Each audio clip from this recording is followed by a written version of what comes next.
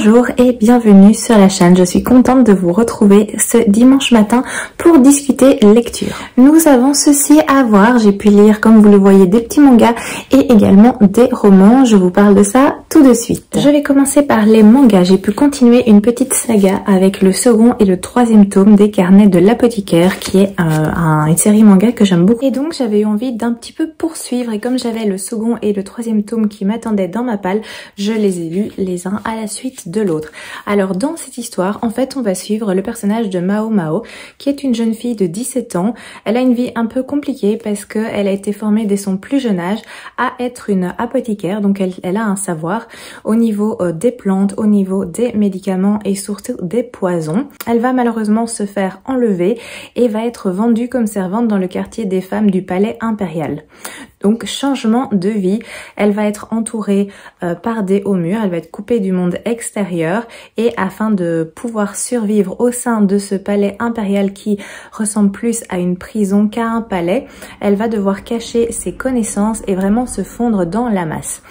Donc on va suivre le personnage de Mao Mao qui va devoir évidemment signaler son savoir et ses connaissances en plantes parce qu'il va y avoir des soucis au sein du palais, notamment des empoisonnements et du coup Mao Mao est toute désignée évidemment pour régler ces problèmes et on va la suivre comme ça dans les deuxième et troisième tome. Je vais pas vous parler évidemment de ces tomes-là, de ces histoires-là, étant donné que ce sont des suites et que je ne veux pas trop vous en dévoiler. Mais en tout cas, j'apprécie beaucoup. D'ailleurs, une fois que j'avais terminé le deuxième et le troisième tome, je suis allée acheter le quatrième et le cinquième pour pouvoir continuer.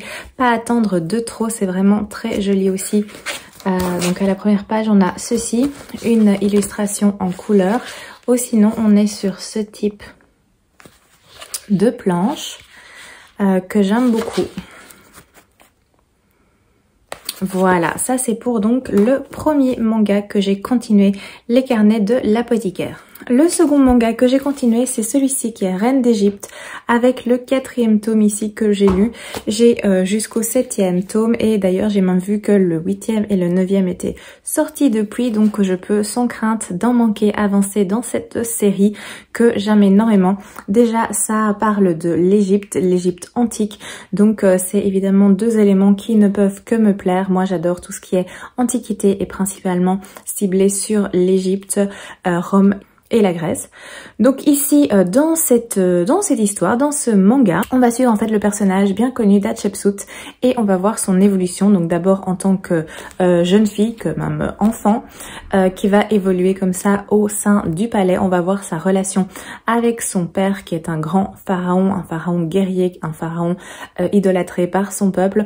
Ensuite, sa relation conflictuelle avec son frère, les dangers aussi qu'elle encourt en étant une femme, même en étant une femme de sang royal et ça évolue de plus en plus. Je vous en parle pas évidemment de ce quatrième tome parce qu'il se passe pas mal de choses évidemment, mais voilà, on va suivre la vie de ce personnage très important dans l'histoire égyptienne, donc cette femme qui a pour objectif de devenir pharaon.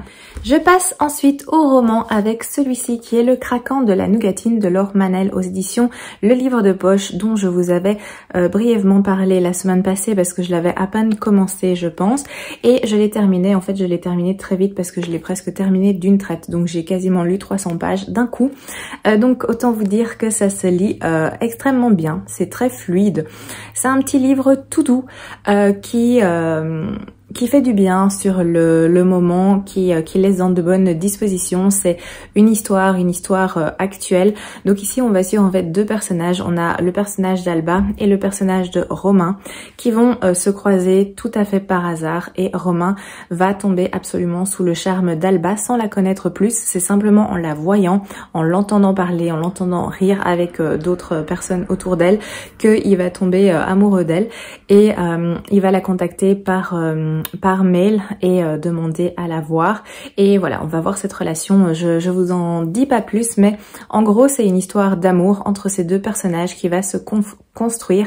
Une histoire d'amour qui est compliquée parce que la vie de Romain, elle est très complexe pour le moment. Enfin, depuis 4 ans en fait, vous allez comprendre en le lisant. Donc lui, c'est un papa célibataire qui a 2 enfants, 2 jeunes enfants. Il travaille dans un restaurant, il est chef, donc il a pas mal d'obligations. Et là-dedans, il y a Alba qui va arriver. Alba qui, elle, n'a pas d'enfant, qui mène une vie artistique parce que elle fait des doublures, donc sa voix est utilisée pour faire des publicités, des petits films, et évidemment elle ambitionne de faire des plus longs métrages et des choses comme ça. Donc elle travaille plus dans le niveau artistique. Elle est également comédienne au théâtre le soir. Donc voilà, c'est 2 personnages qui sont très différents et qui vont voir en fait si leur histoire peut marcher, et il y aura plein de surprises. Donc à la fin aussi, c'est extrêmement bien fait, c'est très bien construit, on s'attache beaucoup aux personnages, autant Alba que Romain, je trouve.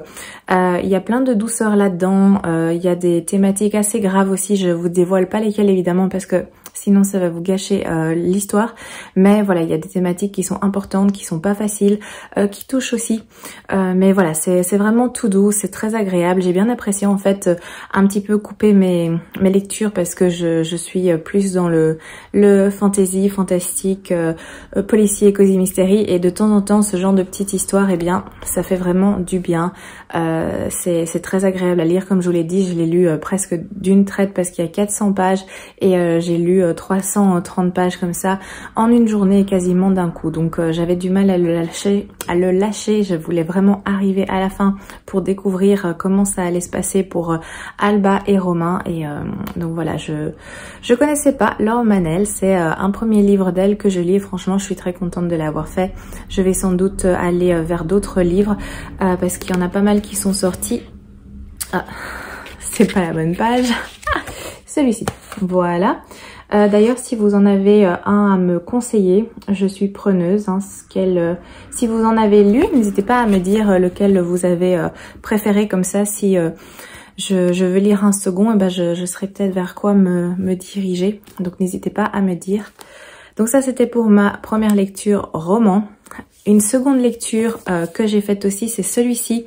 C'est de Lovecraft, c'est L'ombre immémoriale aux éditions Bragelonne. J'aime beaucoup ces petites collections.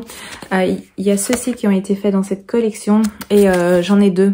Je vous en avais parlé de la précédente qui était celui qui chuchotait dans le noir. Eh bien, j'ai beaucoup aimé cette histoire qui est très spéciale. Évidemment, il faut aimer cette ambiance, il faut aimer ce style aussi.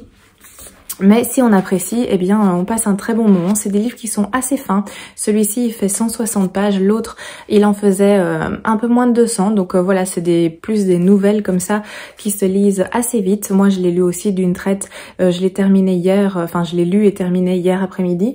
Donc voilà, c'est sympa aussi pour couper de longues lectures, de grosses briques, hein, pour prendre quelque chose d'un petit peu, pas plus léger mais moins épais en tout cas. Et donc j'ai lu ceci, les couvertures je les trouve vraiment très belles. C'est simple mais c'est élégant, avec ici le petit titre qui est en relief rouge comme ça. Bref, c'est assez inquiétant aussi au niveau de la couverture parce qu'il y a toujours des trucs un peu bizarres comme ça. Mais voilà, bref, c'est le style hein, qui fait ça. Au niveau de cette histoire, on va suivre un personnage qui est un professeur qui s'appelle Nathaniel Peasley, et qui est un éminent professeur qui donne des cours à l'université. Un jour, pendant qu'il est en classe et qu'il donne son cours à des étudiants, tout d'un coup, il a un genre d'absence. Et il va se réveiller, donc enfin revenir à lui 4 ou 5 ans plus tard, et on lui explique que pendant ces 4 ou 5 ans, je sais plus exactement, eh bien il a agi d'une façon très bizarre, comme si c'était pas lui en fait qui occupait son propre corps. Et lui, il a une amnésie complète de ces années, donc il se souvient absolument pas de ce qui s'est passé. Donc voilà, c'est assez étrange. Évidemment, il va commencer à se lancer dans des recherches pour savoir ce qui lui est arrivé, parce qu'il va avoir des souvenirs, des rêves un peu bizarres qui vont lui revenir petit à petit. Et donc, il va se lancer dans ses recherches parce que les rêves qu'il a sont assez inquiétants. Voilà, je n'en dis pas plus, mais j'ai trouvé ça vraiment très intéressant, très bien construit, très bien fait. L'ambiance, elle reste comme ça pesante et on a envie de découvrir le fin mot de l'histoire, mais c'est toujours assez... Enfin, on connaît vraiment tout le dénouement final qu'à la fin. Donc, il n'y a pas vraiment d'indice sur comment l'histoire pourrait se terminer, parce que ça peut se terminer de plein de façons. Donc voilà, c'était très agréable comme lecture, j'ai beaucoup apprécié. C'est ma deuxième lecture de Lovecraft, hein, évidemment. Et franchement, j'apprécie le style de l'auteur. Du coup, je me suis dit que j'allais essayer d'acheter aussi les autres petites nouvelles de cette même collection, étant donné que j'apprécie cette collection-ci, en tout cas ce format de livre. Maintenant, si vous avez d'autres recommandations de Lovecraft, j'ai déjà beaucoup entendu parler des Montagnes hallucinées, qui apparemment est très bien aussi. Donc pareil que pour Laure Manel, si vous avez déjà lu Lovecraft, n'hésitez pas à me dire quels sont les livres que vous pouvez me recommander. Donc comme ça, j'aurai peut-être plus facile à faire un choix à ce niveau-là. Je passe maintenant à un Cozy Mystery avec Meurtre et Cupcake au caramel de Johan Fluck. C'est les enquêtes d'Anna Swenson et on est aux éditions Le Cherche Midi. C'est ici le 5e tome que j'avais hâte de lire parce que c'est une série de Cozy Mystery que j'adore. J'aime vraiment beaucoup le style d'histoire, j'aime bien aussi les petites couvertures qui sont toujours assez sympathiques, j'aime bien l'univers, j'aime bien Anna. Du coup j'avais envie de continuer parce que j'en avais 2 dans ma palle. Bon, maintenant celui-ci est lu, mais j'ai également le 6e qui fait un peu ambiance de Noël. Donc en plus le 5e va ou vient de sortir, le 7e va ou vient de sortir. Donc j'aimerais bien aussi me mettre à jour dans cette série de Cozy Mystery, parce que l'air de rien, je commence à être à jour dans pas mal de choses. Son espionne royal, je suis à jour. Loveday et Ryder, je suis à jour dans le format poche, parce que c'est vers celui-là que je me suis dirigée. Celui-ci, du coup, il me reste 2 à lire. Ce qui concerne aussi les thés meurtriers d'Oxford, il m'en reste plus qu'un à lire qui est le dernier aussi en date, le 5e je pense.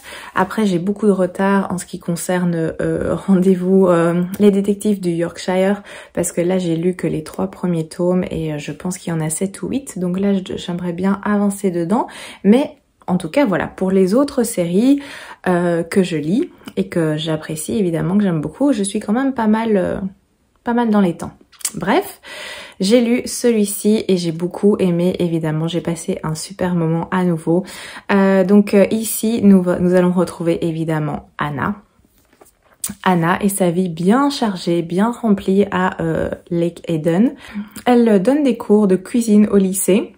Et un soir, après avoir tout rangé, en allant jeter les poubelles dans une grosse benne à l'extérieur, elle va avoir une surprise parce qu'elle va retrouver un corps dans cette benne.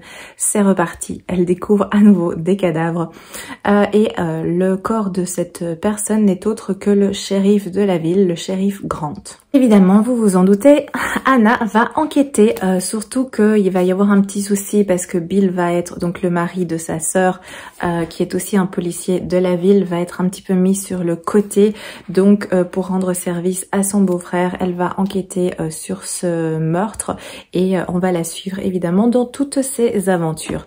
C'est toujours aussi chouette. On va retrouver donc Andrea, sa sœur, on va retrouver sa mère, on va retrouver Moche, son chat, qui le pauvre suit un régime et a du mal. On va aussi retrouver évidemment Mike, qui est un de ses prétendants. Il y aura aussi Norman, même si Norman apparaît vraiment plus vers la fin du livre, et j'avoue que moi il m'avait quand même un petit peu manqué dans tout le début, les 3/4 de cette histoire, mais bref, il va arriver. Donc ça va bien. Norman, le second prétendant de Anna. Alors j'ai entendu que voilà, il y a des personnes qui trouvaient que ça devenait un petit peu long, ce triangle amoureux, que ça commençait à bien faire, que voilà, on soit toujours au même état où Anna sait pas vers lequel aller, où aucun des deux ne se déclare vraiment à 100%. Bref, il y a toujours cette ambiguïté, il y a toujours ce flou et cette indécision. Mais moi, franchement, ça me dérange pas.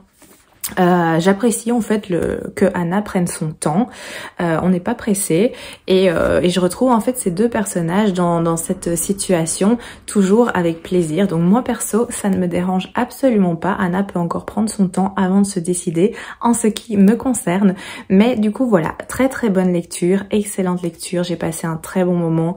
On est toujours autour des pâtisseries, le schéma du livre est toujours le même, donc on a des chapitres avec aussi des petites recettes au fil des chapitres, donc qu'on peut reproduire. Et en plus ce qui est bien aussi c'est qu'à la fin du livre on a aussi les conversions des volumes, parce que évidemment aux États-Unis et en Europe c'est pas pareil, mais du coup si vous voulez faire la recette, ben, vous avez les clés pour y parvenir. Donc voilà, très très chouette lecture et j'ai hâte de lire le 6e maintenant. Alors j'enchaîne avec celui-ci qui est Ceux qui hantent les bois. C'est écrit par Dawn Kurtagik et on est aux éditions du Chat Noir. Alors le livre est vraiment très beau. Déjà j'aime beaucoup la couverture.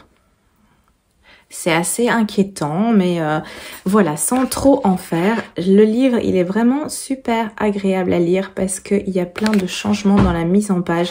On a des petites choses comme ça.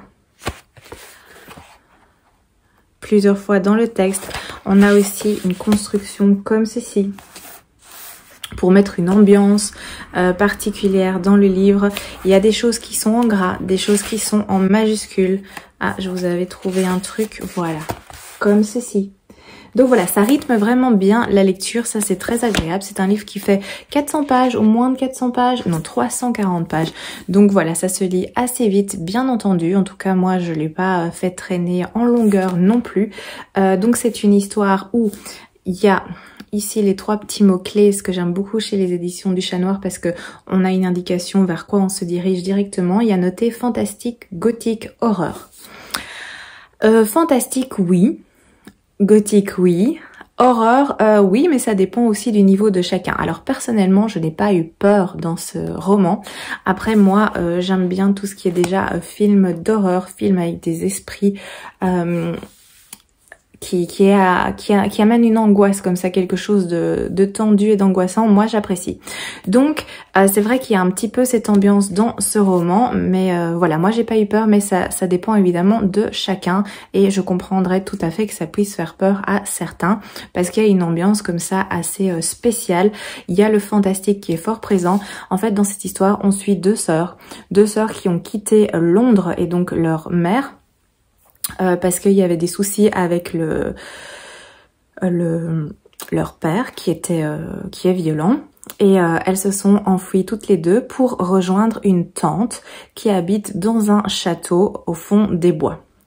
Et ça avait l'air d'être vraiment leur porte de secours, un espoir comme ça pour mener une vie meilleure pour elle.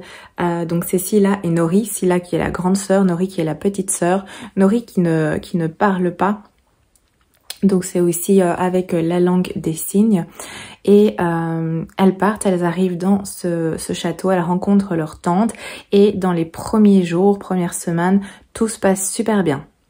Même si la tante a un petit aspect un peu inquiétant, on dirait qu'il y a la folie qui la guette, mais les premiers jours, les premières semaines, ça se passe bien, il y a une bonne ambiance, elle semble être heureuse et puis les choses vont se gâter parce que voilà, il y a un malaise dans cet environnement, dans ce château. Il y a des choses bizarres qui se passent.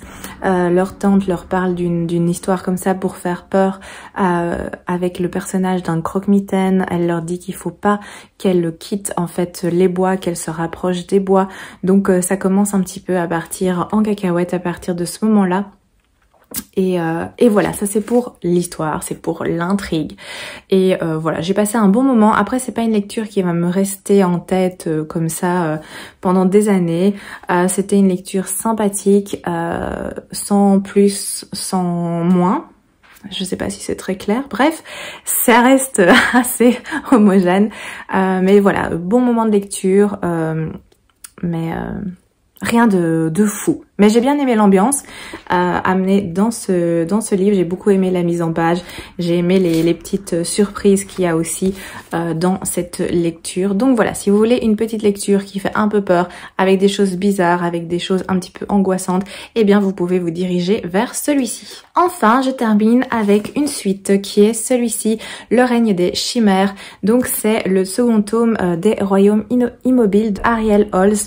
On est aux éditions Slalom. J'avais lu récemment La princesse ou la reine sans visage, j'hésite toujours, mais je pense que c'est La princesse sans visage, qui est le premier tome, et j'avais vraiment adoré.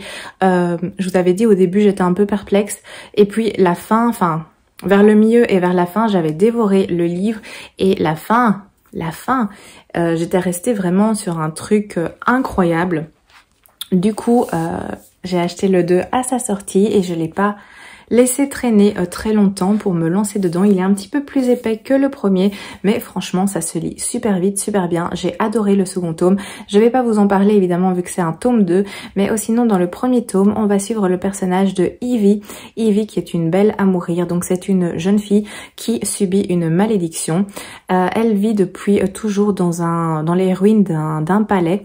Et un jour, il y a un homme qui va venir la chercher, qui lui dit qu'elle est une héritière qu'elle est l'héritière du trône d'Automne, et qu'elle doit participer à un genre de concours pour reprendre sa place et pour obtenir son trône légitime.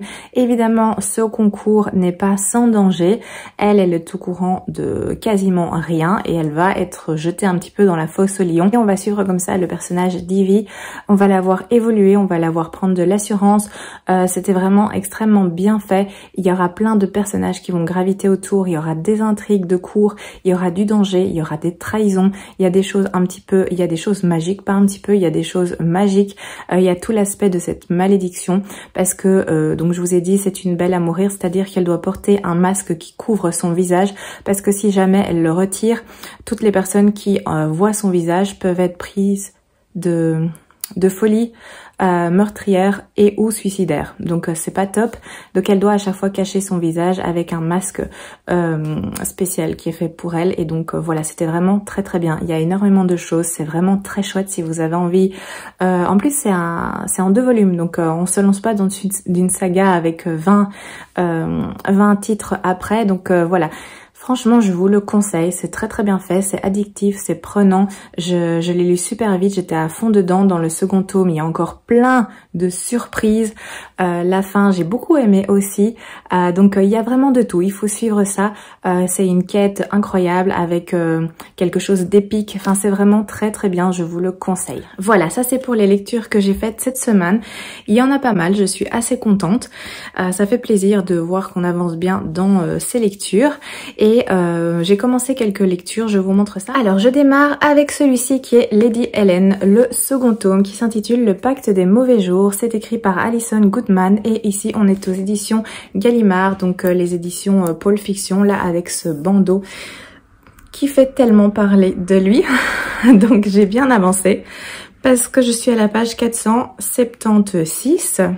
Il y a plus ou moins 700 pages je pense. Ah non, moins de 700. Il y a 670 on va dire. Donc il me reste 200 pages, j'ai bien avancé, je suis plus ou moins du coup à 72%, quelque chose comme ça. Et j'aime vraiment beaucoup, énormément, j'ai bien aimé retrouver Lady Helen. Elle continue à évoluer, toujours avec le personnage de Lord Carlston qui est assez étrange dans le premier tome, qui est assez inquiétant. Du coup, on en apprend pas mal ici. Évidemment, on est à fond dans cette institution qui s'appelle le pacte des mauvais jours. Je vous conseille aussi, c'est très sympa comme petite série. C'est une trilogie, donc 3 romans et puis c'est clôturé. Moi, je termine tranquillement mon second tome et je vous en parlerai davantage évidemment la semaine prochaine. Je suis également dans cette lecture, le livre de la nuit que je fais traîner. J'avoue, c'est donc de Holly Black, hein, vous l'avez vu passer aux éditions de Saxus. Je le fais traîner parce que j'ai envie de le savourer. Donc j'ai un peu avancé depuis la semaine passée. Je suis à la page 68 au 5e chapitre et pour l'instant j'aime vraiment bien cette lecture. Je vais pas vous en parler aujourd'hui. Je vais me décider à bien l'avancer quand même parce que je vais pas le faire traîner non plus sur un mois. Donc je vais me lancer un petit peu plus assidûment dans cette lecture pour pouvoir vous en parler un petit peu plus la semaine prochaine parce que je suis presque sûre que y a plein de personnes qui attendent un avis sur ce livre peut-être avant de se lancer dans son achat vu que ce sont quand même des livres qui coûtent voilà, qui coûtent assez cher, surtout ceux qui sont en relié, mais ils sont tellement beaux. Donc voilà, je vais avancer dedans, comme ça je pourrai vous donner un avis à son sujet. J'ai également commencé celui-ci qui est Agravel ou L'envers du temps de Maxime Herbeau. On est aux éditions Inceptio. C'est un livre que j'avais depuis un moment dans ma palle et j'ai eu envie de le sortir. Ce sont des livres qui font 330 pages environ. Là j'ai commencé hier, j'ai lu une cinquantaine de pages, 51 piles, enfin 50 vu que je suis là. J'ai même le marque-page assorti. Quand vous achetez chez Inceptio, vous avez les marque-pages du livre, donc ça c'est assez cool. Donc voilà, 50 pages, je sais pas trop vous en parler pour l'instant. D'après ce que j'avais lu quand je l'ai acheté, ça parlait de retour dans le temps. En tout cas, il y avait la notion de changement de temps, d'époque, etc. Et c'est ça qui m'avait intéressée. Du coup, voilà, je vais le continuer pour vous en parler également la semaine prochaine parce que ça, évidemment, d'office qui sera fini, c'est pas un livre épais et ça se lit assez bien. Dernière chose, c'est celui-ci. Qui est donc un Liane Moriarty, 9 parfaits étrangers aux éditions Le Livre de Poche. J'avais fait un sondage hier pour vous demander sur Instagram pour demander de l'aide pour choisir ma prochaine lecture poche. J'avais mis celui-ci en course et j'avais mis aussi Les Sentiers quelque chose, le premier tome de la saga Manèche. Et le vote était serré parce que je crois que c'était un truc du style 46 sur 52, 54, quelque chose. Bref, c'est celui-ci qui a remporté le plus de votes du coup. Merci à ceux qui ont participé à ma petite demande sur Instagram. Je vais donc me lancer dans la lecture de celui-ci, ce qui n'est pas encore fait. Hein. J'ai juste mis mon marque-page vu que il a été choisi hier soir en fin de journée. J'ai déjà lu un Liane Moriarty qui était Petit secret, grand mensonge ou l'inverse. Je sais plus, j'hésite toujours. Je vous mettrai la miniature peut-être ici, la petite image. Et j'avais beaucoup apprécié. Donc j'ai hâte de découvrir un autre livre de Liane Moriarty. C'est aussi une jolie brique. J'en ai d'autres d'elle, mais j'ai choisi une brique. C'est pas grave, hein. Si c'est bien, ça ne me pose aucun problème. Voilà, on a fait le tour en ce qui concerne mes livres lus, mes lectures en cours. Je vous remercie d'avoir regardé. J'espère que ça vous a plu. N'hésitez pas à me retrouver en commentaire. Ça me fait toujours plaisir d'échanger avec vous. Si ça vous a plu, eh bien n'hésitez pas à vous abonner également et à mettre un petit like, ce qui fait toujours plaisir. Ça illumine ma journée en général. Donc voilà, je vous remercie pour votre présence et je vous souhaite un excellent dimanche.